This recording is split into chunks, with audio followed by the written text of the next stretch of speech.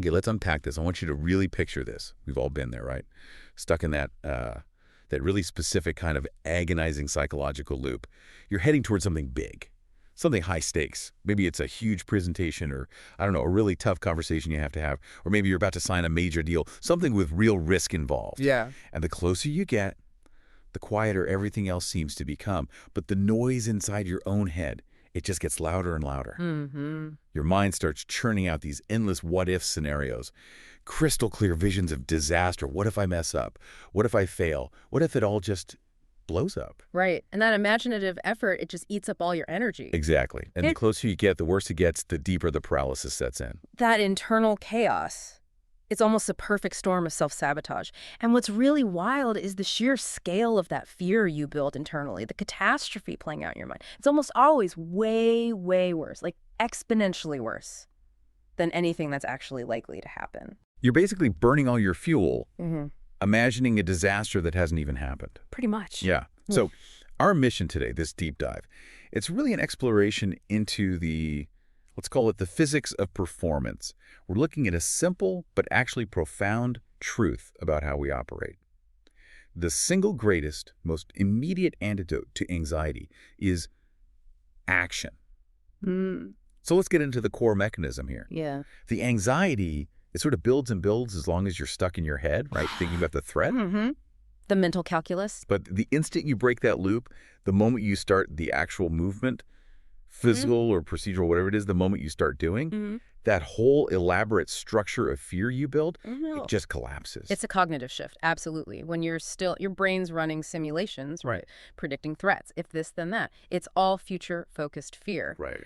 But the second you initiate action towards the task, the system has to reprioritize.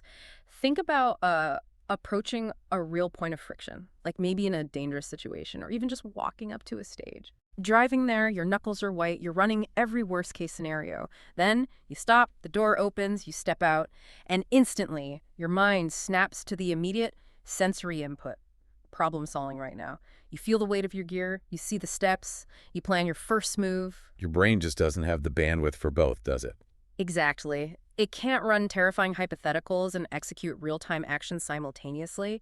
Action forces it to prioritize reality over that internal fantasy. That's such a key takeaway, I think, for anyone listening.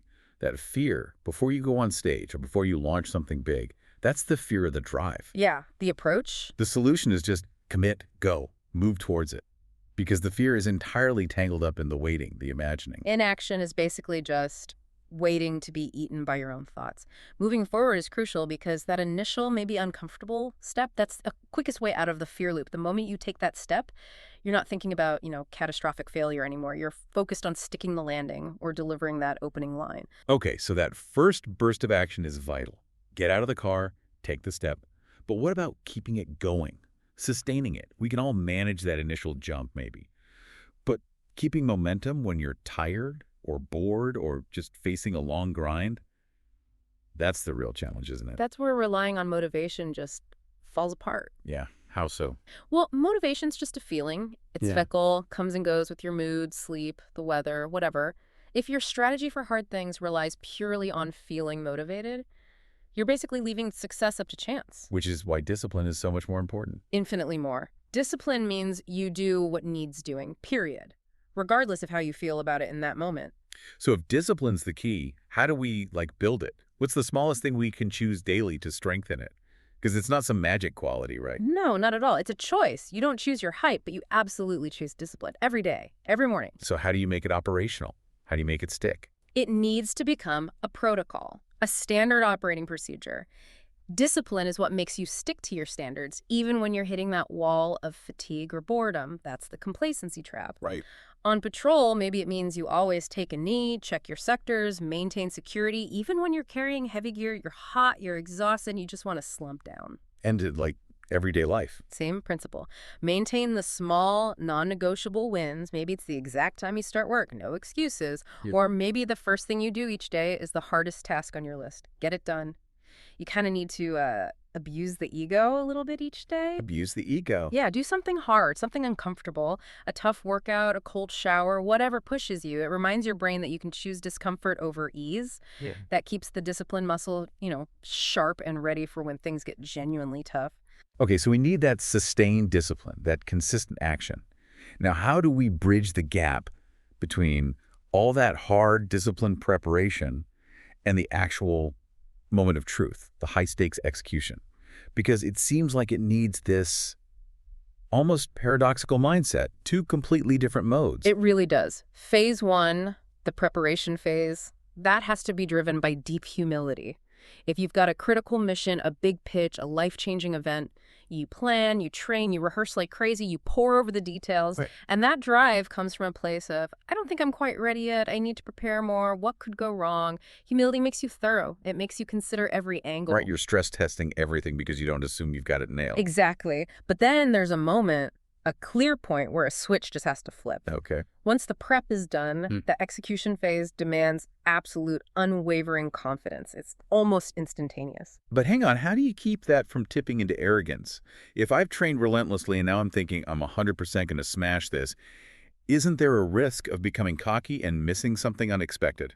That's a great question, and it's a critical difference. Arrogance is believing you're so good you didn't need to prepare thoroughly. Oh, okay. Confidence, the kind you need for execution, is the belief that you have prepared thoroughly, and now you trust that preparation. The switch is fast because hesitation in that moment can be fatal, metaphorically or literally. Think about, knocking an arrow onto a bowstring right before a shot, or stepping from the wings onto the stage. Yeah. In that split second, the mindset shifts. You go from the humble questioner to the focused executor who believes, I did the work, I'm ready, I'm going to win this. So the humility in prep banishes the anxiety, and the confidence in execution unlocks the performance. Precisely. Be humble right up until the last second, then execute. Like, you cannot fail. We also need to talk about the flip side, maybe. The slow, quiet cost of not acting, of those small daily compromises. Because life doesn't usually change, for better or worse, in one big bang, does it? It's more like the drip, drip, drip of small choices. Absolutely. It's that old saying, right? Rome wasn't built in a day. Yeah. But the crucial part we forget is Rome didn't fall in a day either. It crumbled bit by bit, little compromises, standards slipping, things put off. And the cumulative effect just catches up eventually. That workout you skipped today, you don't get that hour back tomorrow. Yeah. That difficult email you didn't send, the problem likely gets bigger. Exactly. Those small acts of inaction compound over time. And this leads right into that really powerful, but sometimes difficult concept of extreme ownership, which is that moment of, frankly, painful clarity, where you look at the state of things in your life, your career, finances, relationships, health, and you have to admit, the reason things are the way they are, it's because of me. Oof. Yeah, that admission is incredibly hard. It stings, because the ego's first response is defense, right? Make excuses, blame something external. Right. Shift the blame. It feels better temporarily. It does. Excuses are like a little balm for the ego, but they're also a trap. Because as long as you're blaming your boss or the economy or bad luck. You're powerless. Exactly. You've given away your power to change things. But when you strip away the excuses, even though it hurts, and you truly own it, this is on me, something amazing happens. What's that? It becomes unbelievably empowering. Because if you are the root cause of the problem, Then you're also the solution. bingo, the locus of control snaps right back inside you. You suddenly hold the keys. That ownership, that painful realization, is the absolute foundation for fixing anything. So we've talked about action killing anxiety, discipline beating motivation, the humility confidence switch, and owning your outcomes. What's the end game here? What's the ultimate payoff for all this? Well, this rigor. It sounds like a total contradiction at first, but the payoff is freedom. Freedom through discipline. That seems counterintuitive. It does, but think about it. Look at the ways a lack of discipline actually enslaves us.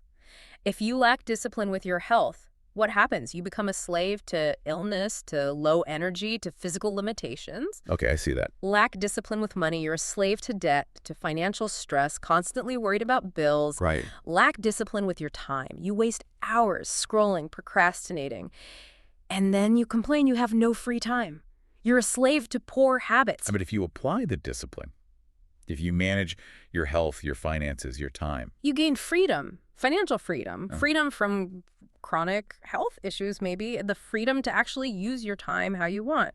The discipline removes the shackles you put on yourself. Discipline equals freedom. It's a direct equation. It really is. And this ties into emotional balance, too, which might be the toughest discipline of all, especially if you're leading others. How so? Yeah. We get such mixed messages about emotions. Suppress them. Let them run wild. Yeah, and neither extreme works, does it? Completely shutting off emotions makes you detached, maybe even robotic. But letting every feeling dictate your actions, that leads to chaos, terrible decisions, burnt bridges. So it's the middle path, Yeah. the hard path. It's the balanced path. The job, especially in leadership, is to detach from your own ego and your temporary emotional state, your fear, your anger, your frustration when you need to make a critical call. Okay, detached for clarity, but then what about the team? If you're detached during a crisis, don't you risk seeming cold or like you don't care? That's the art. You detach from your internal noise to make the objective decision, but you stay connected to them. You need empathy. You need to understand their stress, their burden. Feel their stress, but don't let it drive your decision. You got it. That balance, calm objectivity under pressure, combined with genuine empathy, that's what real leadership looks like. It's maybe the ultimate expression of disciplined freedom. Hashtag tag outro. So we started this deep dive, picturing that awful paralysis, the what-if nightmare spinning in your head as you approach something daunting. And we've kind of landed here. If you find yourself lost in the woods, metaphorically speaking, the absolute worst thing you can do is stand still. Standing still is just waiting. Waiting to starve, waiting to fail. You have to start walking. You have to choose movement, choose to live, not just exist trapped in fear. And look, you're going to have wins and you're going to have losses. You'll succeed sometimes, you'll fail other times. That's part of moving. But the key is the consistency, the discipline to keep moving, keep preparing, keep owning it, because that discipline makes you better prepared for whatever comes next, win or lose. So maybe the final thought to leave you with, tying all this together, action, discipline, ownership. If discipline buys you freedom and action is the antidote to fear, consider this. How many of those things you see as external problems, those things holding you back, are actually just internal chains? Chains forged by inaction, waiting for you to make the choice to move. Maybe your default setting just needs to be, I'm going to do something, move towards the challenge, attack it. Because even if you stumble, even if you don't get the outcome you wanted, you will always, always be better for having taken the action.